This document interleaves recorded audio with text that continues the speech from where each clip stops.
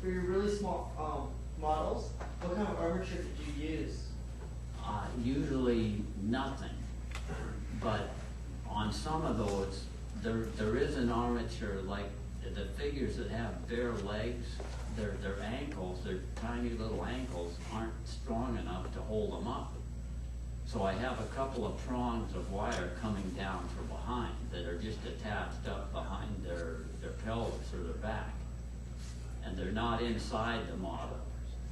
I mean, they're not inside the legs at all. The legs are just free to move, and you can advance them forward frame by frame and move their legs to make them run.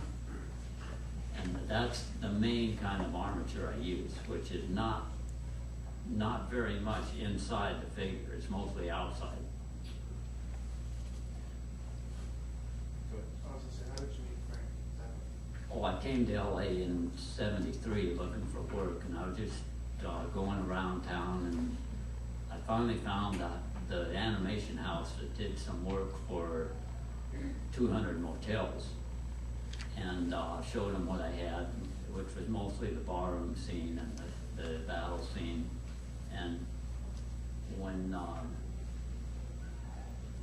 well, they put me in touch with Cal Schenkel, who did who actually did the animation with them for Frank, and he did a lot of album covers for Frank also, and he introduced me to Frank.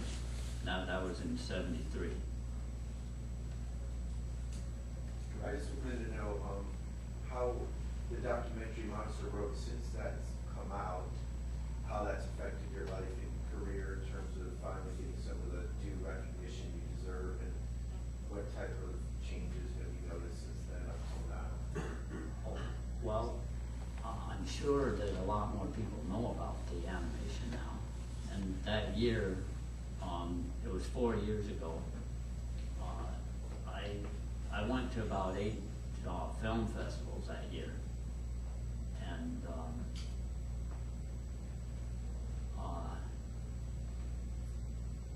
I'm sure it's still going on. If whenever people see the film, maybe they get curious, but I'm still waiting for some studio to hire me.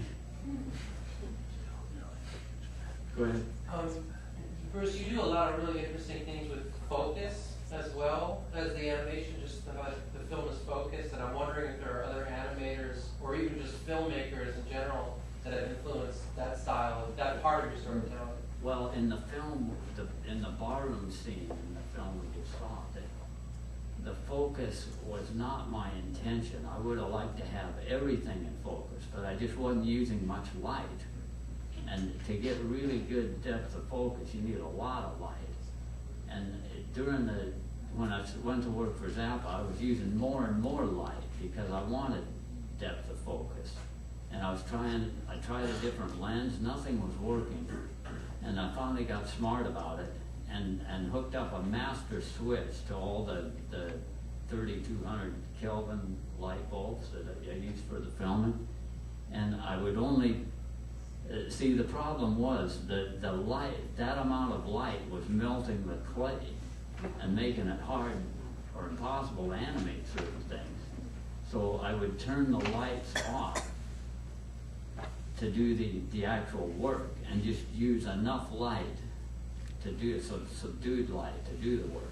And then I'd turn on the bright lights to take the picture, but then turn it back off again. So I wasn't dealing with all that heat. And then from then on, I was able to get better depth of focus.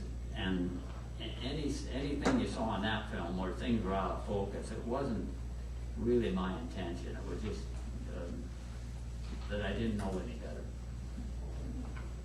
It's a nice look. I enjoyed the depth of field, but the thing with the camera is you never seem afraid to move it a lot. And I was kind of curious, did you have a special rig for that? Or No, it was very crude. It was a smooth concrete floor, and I would just slide the camera along a little bit each frame and do the tilts and the pans and everything, just with one simple tripod.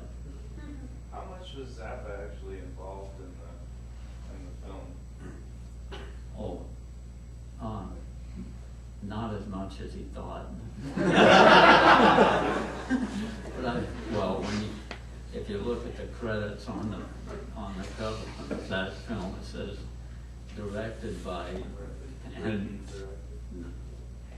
5% of it. But the music he did, I think a lot of that music he actually did to the film, and he kept the film in pretty much the same editing that I originally had it in. The flow of the films have very kind of dreamlike, hallucinatory feel to them. Do you take a lot of your inspiration from your dreams? No. Because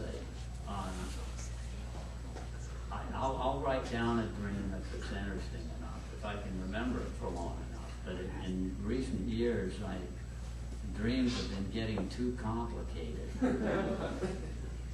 That as soon as I wake up, I can't remember them, unless there's something really definite about them that has a storyline or some image that I can follow.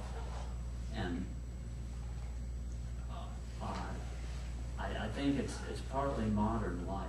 Things are getting more hectic and complicated all the time. I mean, look at this world. The population is just exploding all over the place. There's more and more of these souls on this planet, and they're all putting out their vibes, and they're all affecting me. Go ahead. If you were talking about meeting or wanting to work with other people, and it seems like it would be mixing anyone in on what you do, since you have a singular vision, would almost complicate it, and it would be ideal to like clone yourself a bunch of times and have a bunch of you working on it. Have you had many successful experiences of bringing other people in on what you're doing and being able to have them not contaminate it or change it?